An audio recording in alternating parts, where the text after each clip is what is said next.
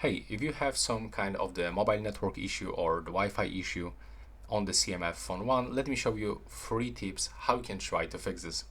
The first one, go to the settings, scroll all the way down, select System, scroll all the way down, and go into the reset options. So you can first reset the mobile network settings if you have issues with your mobile data, or reset Wi-Fi if you have issue with your Wi-Fi.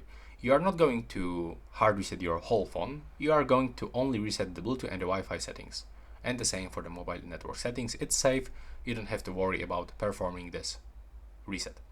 But if it doesn't work and you still have some kind of the issue with high ping, with low downloading speed, you can try to erase all data and perform the factory reset. But before you actually start, it's actually highly recommended to back up all of your data, because you will lose everything, including SIM contacts, including stuff on your memory card, all the photos, music.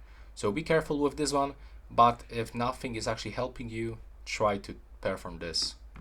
That's all for this video right now. Please subscribe to my channel.